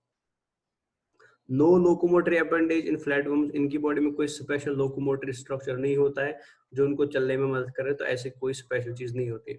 The organs are packed in characteristic connective tissue called parenchyma और मेसेनकाइम। ये भी इंपॉर्टेंट है, मतलब अंदर से जो बॉडी है, मैंने बोला बॉडी में एपिडर्मिस है एंड मस्कुलर लेयर्स है। अब मस्कुलर लेयर्स के अंदर बॉडी में जो स्पेस होगा, उस स्पेस के अंदर स्पेशल कनेक्टिव टिश्यू होगा जिसको हम पैरेन्काइमा बोलते हैं, जो ऑर्गन्स को क्या करता है? जो ऑर्गन्स को फिक्स करके रख देता है। दे शो पैरेन्काइमल सर्कुलेशन, इनकी बॉडी में कोई सर्कुलेटरी सिस्टम नहीं होता है, लेकिन बॉडी में जो मूवमेंट होगा मटेरियल्स का वो पैरेन्काइमल फ्लूइड की वजह से होगा। तो ऐसा पर्टिकुलर सर्कुलेशन जहां पे पैरेन्काइमल फ्लूइड यूज हो एज सर्कुलेटरी फ्लूइड, जैसे हमारी बॉडी में ब्लड यूज होता है सर्कुलेटरी फ्लूइड, इनकी बॉडी में बेटा पैरेन्काइमल फ्लूइड होता है जो एक्ट करता है सर्कुलेटरी फ्लूइड, ऐसी सर्कुलेशन को हम पैरेन्काइमल सर्कुलेशन बोलते हैं। Some members have segmented body and segmentation is pseudometameric. Very very important for exam. मैंने ऑलरेडी स्टार्टिंग में आपको बताया कि इनमें नॉर्मली सेगमेंटेशन नहीं होता है, दे आर अनसेगमेंटेड। लेकिन अगर किसी में सेगमेंटेशन है तो वो ट्रू सेगमेंटेशन नहीं है, वो फॉल्स सेगमेंटेशन है। जिन फॉल्स सेगमेंट्स को हम स्ट्रोबुलेशंस बोलते हैं, प्रोसेस को हम स्ट्रोबुलेटेड बॉडी को हम स्ट्रोबुलेटेड बॉडी बोलते हैं, एंड सेगमेंटेशन को हम क्या बोलते हैं? सेगमेंटेशन को हम सूडोमेटामेरिक सेगमेंटेशन बोलते हैं। इनके अंदर स्केलेटल सिस्टम एब्सेंट होता है, कोई स्पेशल स्पाइक्यूल जैसा या बोन जैसा या कार्टिलेज जैसा स्ट्रक्चर नहीं होता है, स्केलेटल सिस्टम एब्सेंट होता है। और स्केलेटल सिस्टम के बदले क्या पाया जाता है, हाइड्रोस्केलेटल मैकेनिज्म पाया जाता है। मतलब इनकी बॉडी में वाटर जो है बेटा, वाटर एक्युमुलेट होगा और वाटर बॉडी की शेप को मेंटेन करने में मदद करता है। तो ऐसा स्केलेटन जहाँ पे वाटर हेल्प करता है to maintain the shape of body, उसको हम हाइड्रोस्केलेटन बोलते हैं। क्लियर है ना? तो this is all about the body wall of platyhelminthes. And I hope आपने याद रखा बॉडी वॉल में इंपॉर्टेंट पॉइंट्स। आपने याद रखा बेटा बॉडी वॉल के अंदर इंपॉर्टेंट पॉइंट। फर्स्ट, इनमें बॉडी वॉल में 2 लेयर्स होती है, epidermis and muscular layer. Epidermis जो होता है, एपिडर्मिस मल्टी न्यूक्लिएटेड होता है तो उसको हम सिंसेशियल बोलते हैं। एंड मस्कुलर लेयर्स 3 प्रकार की होती है, longitudinal muscles, oblique muscles and circular muscles. इनके अलावा इनकी बॉडी में कुछ ग्लैंड्स होते हैं, म्यूकस, एडहेरिंग एंड रेबिटाइड्स। रेबिटाइड्स इंपॉर्टेंट है, आपने याद रखा अगर वर्म फ्री लिविंग है तो उसमें एपिडर्मिस एंड मस्कुलर लेयर्स होगी। अगर वर्म एंडोपैरासाइट है तो उसमें इंटेगुमेंट एंड मस्कुलर लेयर्स होगी। इंटेगुमेंट क्या होता है, ये एक लेयर होता है जो सिक्लेरोप्रोटीन और प्रोटेक्टिव प्रोटीन से बनता है, जिसको हम सिक्लेरोप्रोटीन बोलते हैं। बॉडी के अंदर भरा हुआ है मेसेनकाइम, जो ऑर्गन्स को अपनी पोजीशन मेंटेन करने में मदद करता है। बॉडी सेगमेंटेड अनसेगमेंटेड होती है, लेकिन कुछ में सेगमेंटेड होती है। जो सेगमेंटेशन जो होगा बेटा वो ट्रू सेगमेंटेशन नहीं होगा, वो सूडो मेटामेरिक सेगमेंटेशन होगा। क्लियर है? एंड फाइनली हमने देखा स्केलेटल सिस्टम एब्सेंट होता है, लेकिन स्केलेटल सिस्टम के बदले क्या पाया जाता है, हाइड्रोस्केलेटल स्ट्रक्चर पाया जाता है, या वाटर एक्ट करता है एज स्केलेटल सिस्टम। क्लियर है? चले मूविंग फॉरवर्ड, आगे बढ़ते हैं बच्चा। तो ये हम देखेंगे डायग्राम किसका, इनके बॉडी वॉल का। ये देख लीजिए, आपको क्लियरली बाहर से दिखाई दे रही है सेल्स, तो ये लेयर ऑफ सेल्स दिखाई दे रहा है जो बाहर से है। This is the layer of cells which is present on the outer side. तो ये देख लीजिए, तो दिस लेयर ऑफ सेल जो है बेटा, ये किसको रिप्रेजेंट कर रहा है बच्चा, ये रिप्रेजेंट कर रहा है एपिडर्मिस को। ठीक है, तो ये एपिडर्मिस हो गया। तो मैं पूरा ये पार्ट जो है बेटा दिखा सकता हूँ आपको। तो ये जो ब्लू लाइन के ऊपर आपको पार्ट दिखाई दे रहा है, अबो द ब्लू लाइन जो पार्ट दिखाई दे रहा है, this complete part represents epidermis. तो ये एपिडर्मिस है बेटा, दिस इज एपिडर्मिस। क्लियर है ना? हमने अभी बताया था आपको कि एपिडर्मिस सीलिएटेड होता है। तो आप देख सकते हैं यहाँ पे आपको सीलिया दिखाई दे रहे हैं, छोटे छोटे से सीलिया नीचे दिखाई दे रहे हैं। तो ये सीलिएटेड एपिडर्मिस हो गया। बता, एपिडर्मिस के ऊपर सीलिया पाया जाता है। अब आप एपिडर्मिस से जब नीचे आएंगे, अगर हम एपिडर्मिस को यहाँ पे हटा देते हैं, तो जब आप एपिडर्मिस से नीचे आएंगे तो आपको रेड कलर का स्ट्रक्चर दिखाई दे रहा है कुछ, ठीक है, लाल कलर का स्ट्रक्चर दिखाई दे रहा है, दैट इज मस्कुलर लेयर। ठीक है ना? और इस मस्कुलर लेयर में आपको सबसे बाहर जो मसल्स दिखाई दे रही है वो है बेटा सर्कुलर मसल्स, जो आपको सबसे बाहर, ये आपको यहाँ पे दिखाई दे रही है, ये मस्कुलर ग्रुप, ये वाला मस्कुलर ग्रुप जो दिखाई दे रहा है, दैट इज सर्कुलर मसल्स। ठीक है, और इसके नीचे अगर आप देखेंगे, सर्कुलर मसल के नीचे अगर आप देखें तो यहाँ पे आपको दिखाई दे रही है ये वाली muscles, they are longitudinal muscles. ठीक है, एंड इसके अलावा ओब्लिक मसल्स भी होती है जो यहाँ पे ज्यादा मेंशन्ड है, शो नहीं की गई है, तो वो ओब्लिक मसल्स भी पाई जाती है। तो इससे आप बेटा एक आइडिया लगा सकते हैं, रफ आइडिया लगा सकते हैं कि बॉडी देखने में कैसी है। अगर आप अंदर से देखेंगे तो ये यहाँ पे जो स्पेस आपको दिखाई दे रहा है, यहाँ पे जो स्पेस आपको दिखाई दे रहा है, इस स्पेस के अंदर क्या होगा, इस स्पेस के अंदर पैरेन्काइमा होगा, यहाँ पे पैरेन्काइमा होगा। ये स्पेस फिल्ड होगी बेटा किससे, पैरेन्काइमा से। क्लियर है ना? तो यहाँ पे पैरेन्काइमा भरा होगा। अब ये जो आपको दिखाई दे रहा है सेंटर में जो स्ट्रक्चर दिखाई दे रहा है, ये इसका गट वॉल है बेटा। गट वॉल मतलब इसका एलिमेंट्री कैनाल है। ठीक है ना?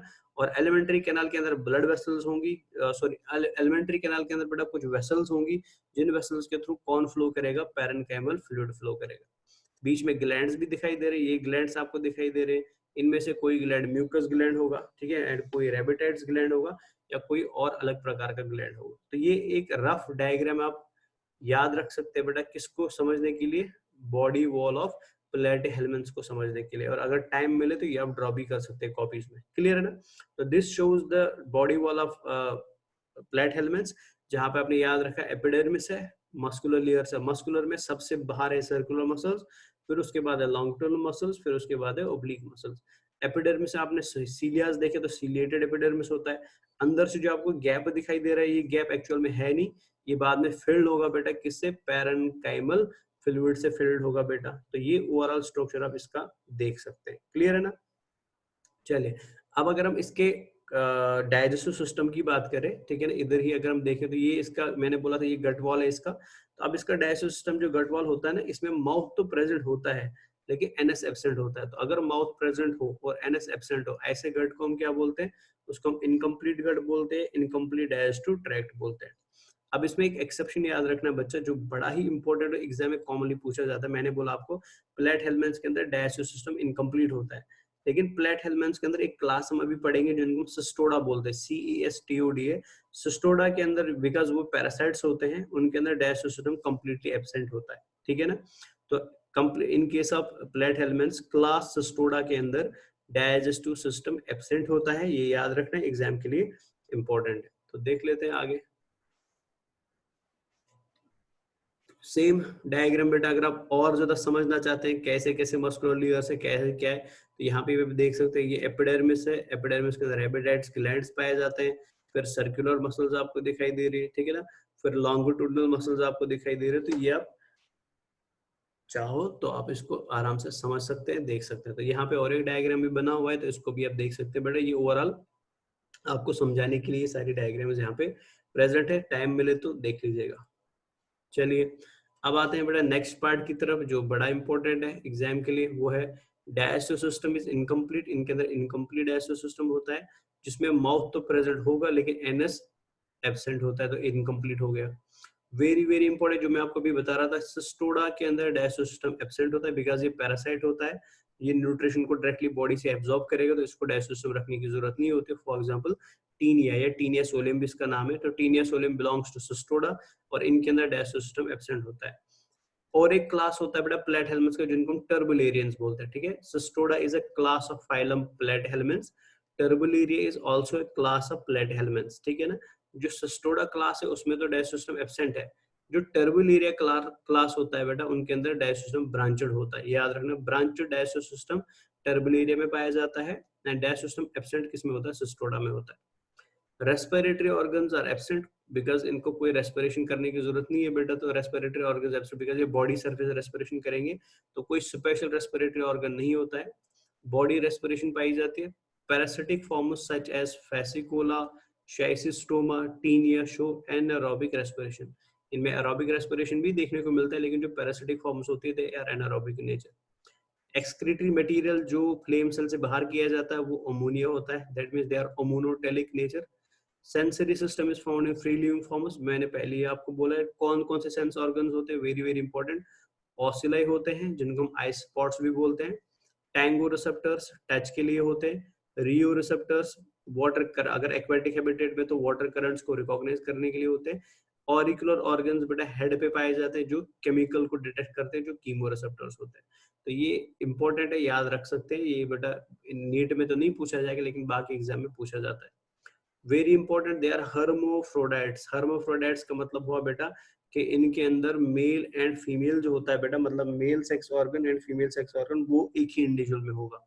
मतलब इनमें बेटा इंडिविजुअल खुद ही मेल है और वो खुद ही फीमेल है, बिकॉज उसमें बेटा मेल गोनेड भी पाया जाएगा एंड फीमेल गोनेड भी पाया जाएगा। तो ऑल प्लेट हेलमेंट्स आर हर्मोफ्रोडाइट्स, लेकिन इसका एक बड़ा एक्सेप्शन है जो आपको एग्जाम के लिए याद रखना है, वो है शाइसिस्टोमा।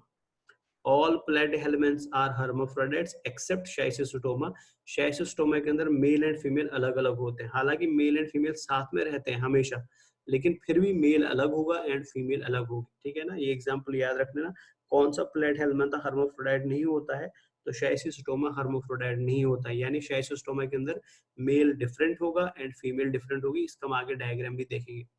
चलिए, गोनेड्स वेल डेवलप्ड होते हैं बेटा, एंड गोनेड्स में डक्ट्स पाए जाते हैं, मतलब इनमें एक जगह पे बेटा गेमीट का प्रोडक्शन होगा, फिर वहां से गेमीट ट्रेवल करके डक्ट के थ्रू बेटा दूसरी जगह पे पहुंच जाएगा।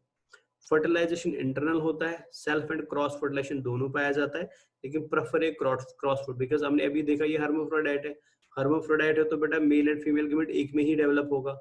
अगर मेल एंड फीमेल गेमीट एक में ही डेवलप हो रहा है तो दैट मींस बेटा सेल्फ फर्टिलाइजेशन के चांसेस भी है, लेकिन ये प्रेफर किसको करते हैं? ये क्रॉस फर्टिलाइजेशन प्रेफर करते हैं। होते दोनों हैं, सेल्फ भी होता है क्रॉस भी होता है, लेकिन कॉमनली क्या होता है बेटा? कॉमनली क्रॉस फर्टिलाइजेशन होता है। क्लियर है ना? तो मतलब यहाँ पे एक प्लेट हेलमेंथा दूसरे प्लेट हेलमेंथा के साथ चिपक जाएगा, और जब उनके दोनों के गोनेड्स बेटा एट अ टाइम मैच्योर हो जाएंगे तो वो गेमेट्स को बेटा एक दूसरे में क्रॉस करके ट्रांसफर कर देते हैं, ठीक है ना।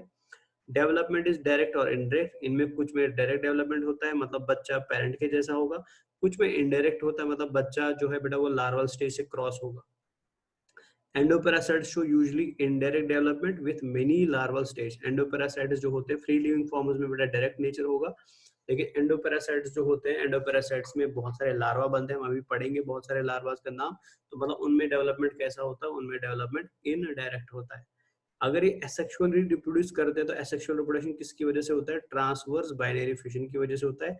और ये ट्रांसवर्स बाइनरी फिशन कॉमनली किसमें देखा जाता है, वो डिजेशिया में देखा जाता है। क्लियर है ना? तो ये पॉइंट्स भी आपने याद रखे। तो आपने अभी तक जो इंपॉर्टेंट पॉइंट्स याद रखे, फिर से मैं रिपीट कर रहा हूँ बार बार ताकि आपको रिवीजन होता रहे। डॉर्सोवेंट्रली फ्लैटेनेड होते हैं, गिगनबोरन क्लाउस ने टर्म दिया था, मोस्टली एंडोपैरासाइट्स होते हैं। ब्लाइंड से एक बॉडी प्लान होता है, पहली बार सिविलाइजेशन डेवलप हुआ। बॉडी अनसेगमेंटेड है, लेकिन कुछ में सेगमेंटेड है, जिनमें सेगमेंटेड है वो सूडो मेटाबॉलिज्म दिखाते हैं। First bilaterally symmetrical, first triploblastic, first organ level of organisation. Head के ऊपर हुक्स एंड सक्वर्स पाए जाते हैं। इसके अलावा बेटा एक्सक्रीशन, अमोनिया को एक्सक्रीट करने के लिए फ्लेम सेल्स, जिनका दूसरा नाम सोलेनोसाइट्स या प्रोटोनेफ्रिडिया होता है। नर्वस सिस्टम लैडर के समान होता है, जिसमें 2 लॉन्गिट्यूडिनल नर्व कॉर्ड्स होंगे बड़े बड़े से, एंड बहुत सारे छोटे छोटे से ट्रांसवर्स कॉम्बिशोर्स भी होंगे। सेंस ऑर्गन्स बेटर डेवलप्ड होते हैं फ्री लिविंग फॉर्म्स में। कौन कौन सा सेंस ऑर्गन होता है वो हमने अभी भी देख लिया। कौन सा होता है बेटा, ओसिले होते हैं हेड पे, जिनको हम आई स्पॉट्स भी बोलते हैं। इसके अलावा टैंगो रिसेप्टर्स होते हैं, इसके अलावा रियो रिसेप्टर्स होते हैं, ऑरिकुलर ऑर्गन्स होते हैं, डैश एंड डैश। क्लियर है ना? इसके अलावा याद रखा आपने बॉडी में 2 तरीके के लेयर, बॉडी वॉल में 2 तरीके के लेयर्स होते हैं, epidermis and inner muscular layer. Epidermis multinucleated और सिंसेशियल होता है, मसल्स लॉन्गिट्यूडनल होती है, ओब्लिक होती है, सर्कुलर होती है। इसके अलावा आपने याद रखो कुछ ग्लैंड्स पाए जाते हैं, जैसे म्यूकस एडहेरिंग एंड रेबिटाइड्स ग्लैंड होता है। और एक इंपॉर्टेंट पॉइंट आपने याद रखा, जो एंडोपैरासिटिक फॉर्म्स होते हैं उनमें एपिडर्मिस नहीं होगा, एपिडर्मिस के बदले इंटेगमेंट पाया जाता है जो स्क्लेरोप्रोटीन से बनता है। बॉडी के अंदर मीजेनकाइम होता है जो ऑर्गन्स को फिक्स करने में मदद करता है।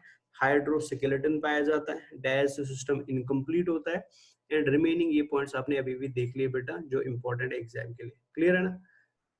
चलिए आगे बढ़ते हैं।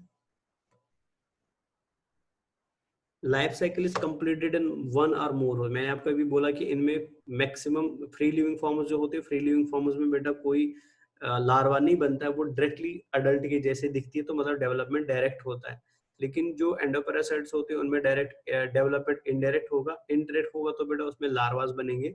तो इनके अंदर एक से ज्यादा लार्वास देखने को मिलते हैं, वो मोर देन 1 लार्वा देखने को मिलता है। ठीक है, और डिपेंडिंग अपॉन बेटा वो लार्वा कितने होस्ट बदलता है, उसके बेसिस पे हम उसको बेटा अलग अलग पार्ट्स में डिवाइड करते हैं। जैसे मोनोजेनेटिक, इसमें एक ही होस्ट होगा। डाइजेनेटिक, इसमें 2 होंगे। ट्राइजेनेटिक, इसमें 3 होंगे। मोनोजेनेटिक का एग्जांपल है हेमनोलेपस नाना। डाइजेनेटिक का फैसिकोला एग्जांपल है, शाइसिस्टोमा एग्जांपल है, टीने एग्जांपल है। ट्राइजेनेटिक का पैरागोनिमस एंड क्लोरोनोर्चिस एग्जांपल है। मतलब मोनोजेनेटिक में एक ही होस्ट होगा, डाइजेनेटिक में 2 होस्ट होंगे अपने लाइफ साइकिल को कंप्लीट करने के लिए, एंड ट्राइजेनेटिक में 3 होस्ट्स होते हैं अपने लाइफ साइकिल को कंप्लीट करने के लिए। पावर ऑफ रीजनरेशन इनमें पाया जाता है, जैसे प्लेन एरिया जो होता है, ये कॉमन एग्जाम का क्वेश्चन है। प्लेन एरिया के अंदर हाई पावर ऑफ रीजनरेशन, मतलब अगर आप प्लेन एरिया को कट करोगे, उसके छोटे छोटे से पीस करोगे, हर एक पार्ट से क्या बनेगा, एक नया प्लेन एरिया बनेगा। इतना इसका पावर ऑफ रीजनरेशन होता है। क्लियर है ना बेटा? तो ये कुछ बेटा स्पेशल कैरेक्टरिस्टिक फीचर्स हमने पढ़ी, किसके बारे में, फाइलम प्लेटहेल्मेंट्स के बारे में। अब हम पढ़ेंगे बेटा क्लासिफिकेशन ऑफ प्लेटहेल्मेंट्स। तो अभी आपने इंपॉर्टेंट पॉइंट जो याद रखने हैं, बायलैटरल सिमेट्री याद रखनी है, ऑर्गन लेवल ऑफ ऑर्गेनाइजेशन याद रखना है, एसोलोमेट याद रखना है, सूडो मेटामेरिज्म याद रखना है, और सिफिलाइजेशन याद रखना है। ठीक है ना? चलिए अभी हम पढ़ते हैं बेटा क्लासिफिकेशन ऑफ प्लेटहेल्मेंट, जो एनसीईआरटी में नहीं दिया है लेकिन एग्जाम में क्वेश्चंस पूछे जाते हैं। प्लेटहेल्मेंट्स के 3 इंपॉर्टेंट क्लासेस होते हैं। फर्स्ट है टर्बुलेरिया, सेकंड है ट्रिमेटोडा, एंड थर्ड है Cestoda. Very very important for exam, और याद रखेंगे। तो याद रखना है प्लेटहेल्मेंट्स के 3 का। अच्छा, प्लेटहेल्मेंट तक हम क्लास पे किसके बेसिस पे करते हैं, मोड ऑफ लाइफ के बेसिस पे, मतलब फ्री लिविंग है कि पैरासिटिक है। दूसरा, प्रेजेंस ऑफ डाइजेस्टिव ट्रैक्ट में, कि डाइजेस्टिव ट्रैक्ट प्रेजेंट है कि एब्सेंट है। एंड थर्ड, बॉडी में सीलिया होता है कि नहीं होता है। तो depending upon mode of life, presence of digestive tract and cilia on body, हमने प्लेटहेल्मेंथा को 3 क्लास में डिवाइड किया है, Turbellaria, Trematoda and Cestoda. Very very important, Turbellaria, Trematoda and Cestoda. Turbellaria का एग्जांपल है डुजेशिया, ट्रिमेटोडा का example है Fasciola, Cestoda का एग्जांपल है टीन। ठीक है ना? अब इनके कैरेक्टरिस्टिक फीचर्स क्या है वो देख लेते हैं। The classification is done on the basis of mode of life, presence of diastole tract and cilia on body. तो ये एग्जाम में कभी कभी बेटा ये क्वेश्चन पूछे जाते हैं किसके बेसिस पे क्लास पे किया गया है, तो प्लीज ये तीनों बेसिस आप याद रखेंगे क्लियर एग्जाम के लिए। तो सबसे पहले बात करते हैं क्लास टर्बुलेरिया की। तो पहला ही पॉइंट इंपॉर्टेंट है जो आपको याद रखना है, टर्बुलेरिया मोस्टली फ्री लिविंग होते हैं, इनमें कोई पैरासाइट नॉर्मली आपको देखने को नहीं मिलता है, दे आर फ्री लिविंग, ये वाटर में पाए जाएंगे, ये किसी इंडिविजुअल के बॉडी के ऊपर या बॉडी के अंदर नहीं होते हैं, they are free living in nature. Free living है तो बेटा माउथ वेंट्रल होगा, सक्कर्स एब्सेंट हो गए, फ्री लिविंग है तो सक्कर रखने की जरूरत नहीं है, और माउथ वेंट्रल होता है मतलब नीचे के साइड में माउथ पाया जाता है। फेरिंक्स इज प्रोट्रूसिबल इंटेस्टाइन ट्राइलोबिड, इनकी बॉडी में फेरिंक्स होगा, फेरिंक्स जो होता है वो बॉडी से बाहर आ सकता है, दैट मींस प्रोट्रूसिबल फेरिंक्स होता है, और इंटेस्टाइन ट्राइलोबिड होता है। सेक्स इज यूनाइटेड होते हैं मतलब हर्माफ्रोडाइट होते हैं। डेवलपमेंट डायरेक्ट होता है जो हमने ऑलरेडी देखा हुआ है। बॉडी पे सीलिया पाया जाता है एंड बॉडी अनसेगमेंटेड होती है, कोई सेगमेंटेशन नहीं देखने को मिलेगा। मोस्टली एक्वेटिक होते हैं, एक्वेटिक में मैराइन भी होते हैं एंड फ्रेश वाटर भी होते हैं, क्लियर है ना। Example डिजैशिया, Bipalium, Notoplana and कॉन्वोलेटा। डिजैशिया को हम प्लेनेरिया भी बोलते हैं।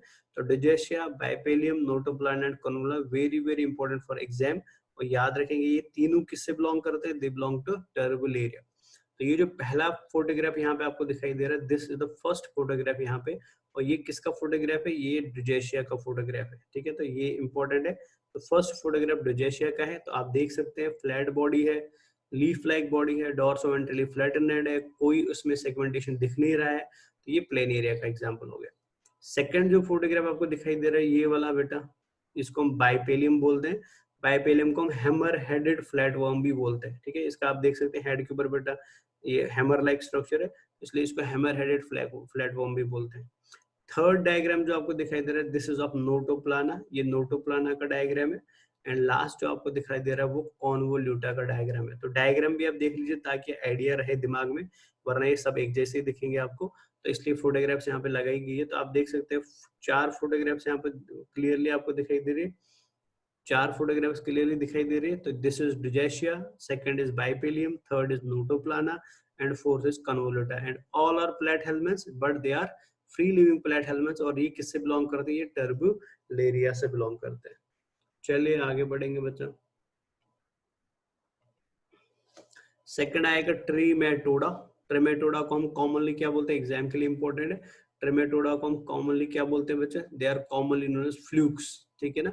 और ये लीफ शेप्ड होते हैं, ये नेचर में लीफ शेप्ड होते हैं। अब प्लीज इनको कंफ्यूज मत कर देना टर्बुलेरिया से, ठीक है ना। वो भी लीफ के जैसे दिख रहे थे अभी, लेकिन ये उनसे ज्यादा मॉडिफाइड होते हैं।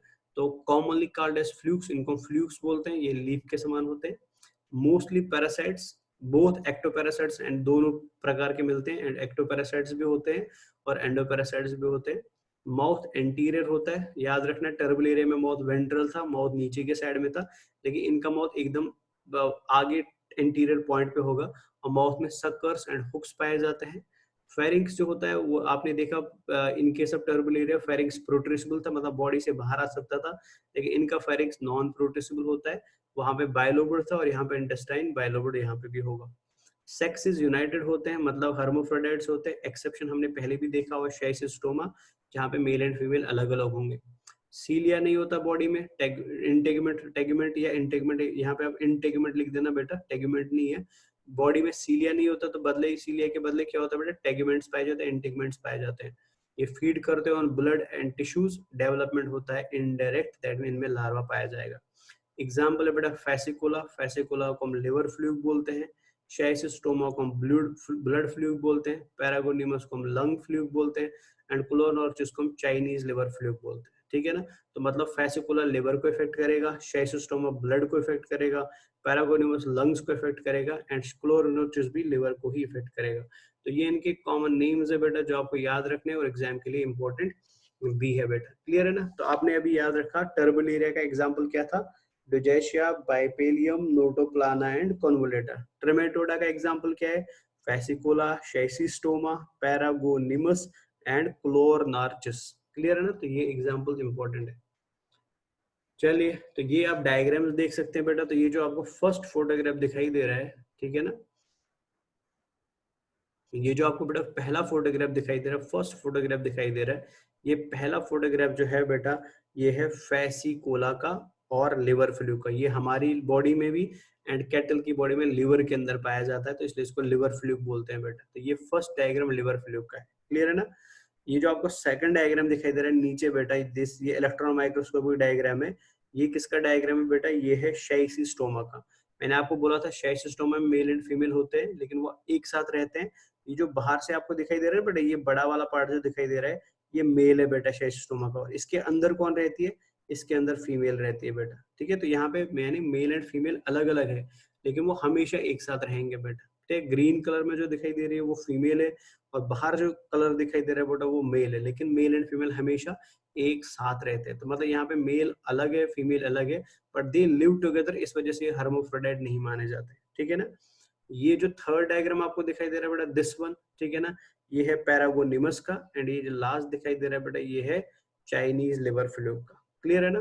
तो इंपॉर्टेंट है बेटा, सारी डायग्राम याद रखेंगे। This is liver Fasciola, this is Schistosoma, this is Paragonimus and this is Chinese liver fluke, clear है ना। चलिए आगे बढ़ते हैं बच्चा। Now comes the last class, that is Cestoda. Cestoda class को हम कॉमनली क्या बोलते हैं बेटा, they are commonly known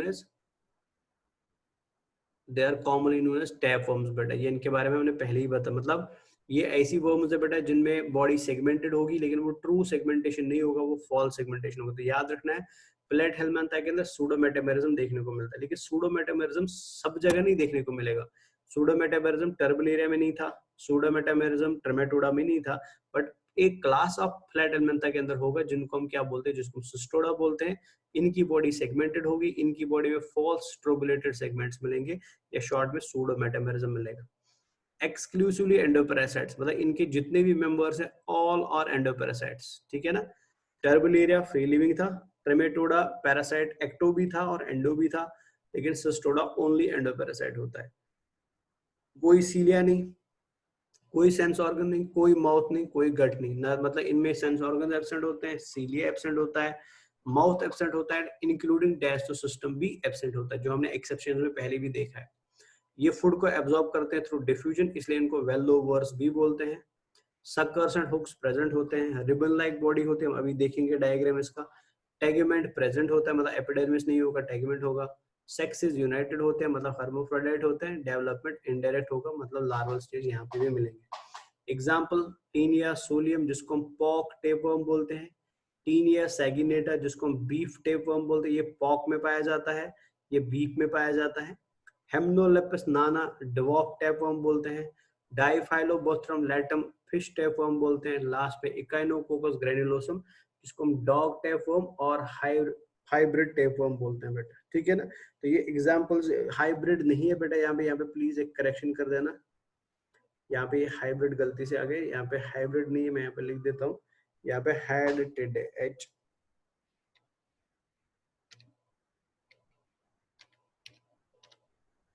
hydrated है बेटा, ठीक है ना। तो हाइड्रेटेड टेपवर्म है, नॉट हाइब्रिड टेपवर्म, ठीक है। तो ये आप एग्जांपल्स याद रखेंगे।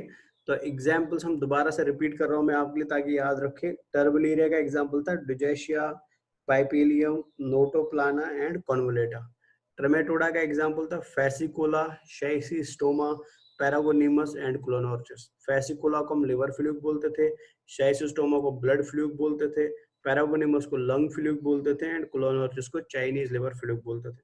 सिस्टोडा का एग्जांपल था बेटा taenia solium, taenia सैगिनेटा, हेमनोलेपिस Nana, डाइफाइलोबोट्रम Latham and Echinococcus granulosum, ठीक है। तो एग्जांपल्स भी याद रखेंगे, कॉमन नेम्स भी याद रखेंगे, एग्जाम में पूछे जाते हैं कॉमनली बेटा, ठीक है ना। चलिए आगे बढ़ेंगे। तो ये डायग्राम जो आपको दिख रहा है बेटा यहाँ पे, ठीक है ना, तो this is the diagram of flat helmets, लेकिन किस क्लास का, क्लास सिस्टोडा का बेटा। तो ये आप देख सकते हैं, this is the real photograph of Taenia solium बेटा। तो ये टीनिया सोलियम या पॉक टेपवर्म का रियल फोटोग्राफ है। तो इसमें आपको बॉडी में देख लीजिए बेटा, ये छोटे छोटे से सेगमेंट्स दिखाई दे रहे हैं। तो these segments they are false segments, और इन्हीं फॉल्स सेगमेंट्स को हम क्या बोलते हैं, these false segments are known as strobilations, ठीक है ना। यहाँ पे देख लो कैसे हमारी बॉडी के अंदर रहता है बेटा। ये हमारा इंटेस्टिनल वॉल साइड में है, और अंदर कौन बैठा है इंटेस्टिनल वॉल में, ये है बेटा आपका टीनिया सोलियम या टीनिया सैगिनेटा। तो ये ऐसे बॉडी में बैठता है। और ये जो साइड में डायग्राम दिखाई दे रही है ये टीनिया सैगिनेटा का है। फर्स्ट डायग्राम टीनिया सोलियम का, सेकंड डायग्राम भी टीनिया सोलियम का है एंड थर्ड टीनिया सैगिनेटा का है। चलिए, वेरी इंपॉर्टेंट, एग्जाम के लिए याद रखना है बेटा, एनसीईआरटी में नहीं दिया है लेकिन एग्जाम में पूछा जाता है, ठीक है ना। ये है बेटा life cycle of Fasciola hepatica, मतलब लिवर फ्लू का लाइफ साइकिल है। फाउंड इन लिवर, ये कहाँ पे पाया जाता है, ये लिवर में पाया जाता है and bile duct of sheep and goat में पाया जाता है which is its primary host. तो ये पहला पॉइंट याद रखेंगे, primary host of Fasciola hepatica क्या होता है, वो बेटा liver of bile duct, liver and bile duct of sheep and goat होता है। तो मतलब अपनी लाइफ का पहला पार्ट है, पहला हिस्सा जो ये कंप्लीट करेगा वो कहाँ पे करेगा, शीप एंड गोट में कंप्लीट करेगा, ये इसके प्राइमरी होस्ट होते हैं। ये हमारी बॉडी के अंदर या इन एनिमल्स के अंदर फेसिकोलाइसिस कराता है जिसको हम लिवर रॉट भी बोलते हैं, ठीक है ना। और लिवर रॉट के अंदर मतलब एनिमल्स के अंदर अगर लिवर रॉट हो रहा है तो एनिमल्स के अंदर जो बेटा इन्फेक्टिव स्टेज होता है वो कौन सा होता है, वो मेटाकार्केरिया होता है, वो मेटाकार्केरिया होता है, ठीक है ना। तो मतलब इन केस ऑफ शीप बेटा, अगर मैं ऐसे बता दूं आपको, इन केस ऑफ शीप बेटा जो स्टेज शीप के अंदर एंटर करेगा वो कौन सा होता है, वो मेटाकार्केरिया होता है। इंटरमीडिएट और सेकेंडरी होस्ट जो होता है बेटा वो पॉन्ड स्नेल होता है, मतलब अपनी लाइफ का दूसरा हिस्सा ये कंप्लीट पॉन्ड स्नेल में करता है, जो पॉन्ड स्नेल बिलोंग करते हैं लेमनिया और पेलानोर्बिया के जीनस के अंदर, ठीक है। और इसके अंदर इन्फेक्टिव स्टेज क्या होता है बेटा, मीरेस्टेडियम होता है। तो अगर हम इसको समझेंगे विथ डायग्राम तो ताकि आपको इजी लगे, तो मैं आपको डायग्राम के थ्रू इसको समझाने वाला हूँ बच्चा। देखिए डायग्राम की तरफ हम फोकस करते हैं। ये आपको यहाँ पे बेटा इधर से इस डायग्राम पे सबसे पहले देखिए, आपको शीप दिखाई दे रहा है ऐसे, ये शीप दिखाई दे रहा है, ठीक है ना। ध्यान से देख लेना हुआ क्या, शीप की बॉडी, अच्छा शीप ने बेटा एक्सक्रीटरी मटेरियल निकाला, एक्सक्रीटरी मटेरियल मतलब शीप का डंग बाहर आया, एक्सक्रीटरी मटेरियल बाहर आया। एक्सक्रीटरी मटेरियल से जब से शीप से एक्सक्रीटरी मटेरियल बाहर आया उससे बेटा निकला फेसिकुला हेपेटिका का एक लार्वल स्टेज बाहर आया, ये इसका लार्वल स्टेज फर्स्ट में दिखाई दे रहा है, ठीक है ना। या हम बोल सकते हैं बेटा ये एग बाहर आ गया, तो मतलब शीप ने एक्सक्रीटरी मटेरियल बाहर निकाला, जैसे ही शीप की बॉडी से एक्सक्रीटरी मटेरियल बाहर आया उससे बाहर कौन आ गया, उससे बेटा फेसिकुला हेपेटिका का एग बाहर आया, तो ये इसका फेसिकुला हेपेटिका का एग है। अब एग का क्या हुआ बेटा, वो थोड़ा बहुत मॉडिफाई हो गया, ठीक है ना, एग मॉडिफाई हो गया और वो मॉडिफाई होकर बेटा उसने एक लार्वल स्टेज डेवलप किया, तो ये इसका लार्वल स्टेज डेवलप हो रहा है सेकंड नंबर पे। इस लार्वल स्टेज को बेटा मेरासिडियम बोलते हैं। तो पहले नंबर पे बेटा एग बना था एंड एग कन्वर्ट हो गया बेटा लार्वा के अंदर, लार्वा का नाम है मेरासिडियम, ठीक है ना। जैसे ही मेरासिडियम लार्वा बन गया, ठीक है ना, ये एंटर कर गया बेटा किसके अंदर, स्नेल की बॉडी के अंदर, ये एंटर कर गया स्नेल की बॉडी के अंदर, यानी ये लार्वल स्टेज जो मेरास्टेम लार्वल स्टेज है ये एंटर कर रहा है किसके अंदर बेटा, स्नेल के अंदर। तो यही हमने यहाँ पे देखा था, देख लीजिए हमने देखा था सेकेंडरी होस्ट जो होता है बेटा वो पॉन्ड स्नेल होती है, मतलब पहले तो ये शीप में जाएगा लेकिन बाद में सेकंड टाइम पे किस में जाएगा, दोबारा से पॉन्ड स्नेल में जाएगा। और पॉन्ड स्नेल के अंदर जो स्टेज एंटर करता है वो कौन सा होता है, वो मेरास्टेडियम होता है। मतलब इन्फेक्ट स्टेज जो होता है जो पॉन्ड स्नेल को इन्फेक्ट करेगा वो क्या होता है, वो मेरास्टेडियम होता है। जैसे ही मेरास्टेडियम पॉन्ड स्नेल के अंदर एंटर करेगा तो ये वहां पे मॉडिफाई होगा और मॉडिफाई होके बेटा जैसे ही पॉन्ड स्नेल की बॉडी से बाहर आएगा ना, जो स्टेज पॉन्ड स्नेल की बॉडी से बाहर आएगा उसको हम बेटा स्पोरोसिस्ट बोलते हैं, ठीक है ना। तो मतलब अंदर चला गया था मेरास्टेडियम, बाहर कौन आया बेटा, बाहर स्पोरोसिस्ट आया।